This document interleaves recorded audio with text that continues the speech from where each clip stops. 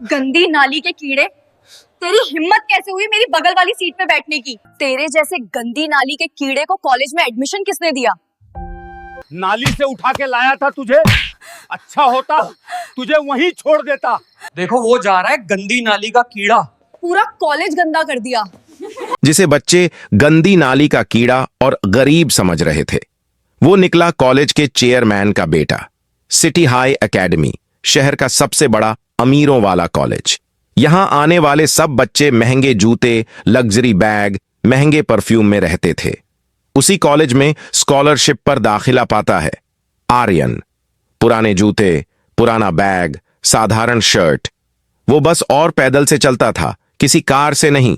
पूरे कॉलेज में उसका मजाक उड़ता था क्योंकि वो रिच कल्चर वाला नहीं था। एक दिन क्लास में सीट कम थी। आर्यन आया और रिया के बगल वाली सीट पर बैठ गया। रिया क्लास की सबसे घमंडी लड़की, जिसकी हॉबी ही थी बेइज्जती करना। जैसे ही आर्यन बैठा, रिया गुस्से से बोली, गंदी नाली के कीड़े, तेरी इतनी हिम्मत जो तू मेरी पास वाली सीट पर बैठ गया। तेरे कपड़ों से गरीबी की बदबू आ रही है। पूरी क्लास हंसने लगी। उसकी दो सहेलियां भी हंसी उड़ाने लगीं। ओ माय गॉड, पूरा स्लम लेकर आ गया कॉलेज। स्कॉलरशिप वालों की यही औकात होती है। आर्यन चुप रहा।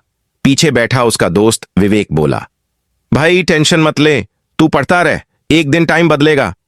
कॉलेज के बाद सब अपने अपने रिच प्लान में चले जाते, मॉल, कैफे, क्लब, जिम। और आर्यन, वो बस में धक्का खाते हुए एक टेढ़ी गली में कच्चे घर तक आता।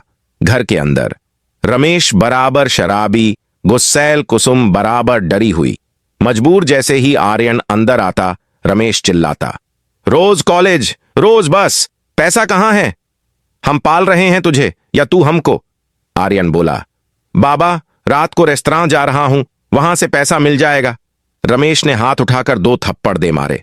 हमें जुबान, सड़क से उठाया था तुझे, याद रख। कुसुम रोकती, बस करो रमेश, बच्चा है अभी। फिर धीरे से आर्यन से कहती, बेटा पढ़ाई कर, एक दिन ये सब खत्म हो जाएगा।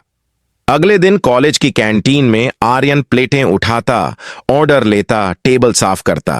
रिया और उसकी दो सहेलियां एक दिन कैंटीन में आईं। रिया ने जोर से कहा, वेटर इधर आ। पूरी कैंटीन ने देखा, सब फुसफुसा रहे थे। ये तो क्लास वाला स्कॉलरशिप किड है। आर्यन ने बोला, जी क्या लाऊं? रिया ने तिरस्कार से कहा, एक चीज सैंडविच, कोल्ड कॉफी और हां, गिराना मत। कुछ देर बाद आर्यन ट्रे लेकर आया। भीड़ में धक्का लगा और ट्रे फिसल गई। सैंडविच और कॉफी रिया की सहेली के कपड़ों पर गिर गई।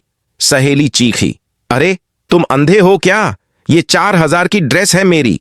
दूसरी बोली, इसको वेटर बनाकर कैंटीन की इंसल्ट कर रहे हो क्या? रिया उठी, आर्यन के पास आई और बोली, मैं तुझे पहले बोल चुकी हूं ना। फिर ऊंची आवाज में, कैंटीन में भी बेइज्जती करने आ गया, गंदी नाली का कीड़ा। और आर्यन को सबके सामने थप्पड़ मार दिया। दोनों सहेलियां हंसने लगीं। वेटर को वेटर ही रहना चाहिए, इसकी औकात का स्लैप दिया रिया ने। आर्यन ने आंखों में आंसू रोकते हुए कहा, सॉरी, गलती से हुआ। उस रात तक सब अपने घर चले गए, लेकिन आर्यन का मन नहीं भरा। उसे लगा शायद ये उसकी नियति है। क्लास में इंसल्ट, कैंटीन में इंसल्ट और घर में भी उसे चैन नहीं मिलता था। अगले दिन सुबह जब आर्यन कॉलेज पहुंचा तो माहौल कुछ अलग था। लोग सामान्य बातचीत नहीं कर रहे थे। जैसे ही आर्यन गेट से अंदर आया, पूरे कैंपस की नजरें उसी पर टिक गईं। लड़कियां फुसफुसा रही थीं, वो देखो, वही लड़का, यही चेयरमैन का बेटा है जो अस्पताल में आग लगने की वजह से खो गया था। कुछ लड़के कह रहे थे, भाई डॉक्यूमेंट में पूरा सबूत मिला है, डेट ऑफ बर्थ, हॉस्पिटल का रिकॉर्ड, सब मैच हो रहा है। आर्यन हक्का बक्का होकर चारों ओर देख रहा था। विवेक उसके पास आया, हंसते हुए बोला, भाई कल तक लोग तुझे गंदी नाली का कीड़ा बोल रहे थे, आज वही लोग तुझे देखकर सीधा खड़े हो रहे हैं। प्राउड ऑफ यू भाई, तू सच में अलग निकला। आर्यन की आंखें भर आईं। वो कुछ बोल नहीं पाया। दूर खड़ी रिया और उसकी सहेलियां भी सब सुन रही थीं।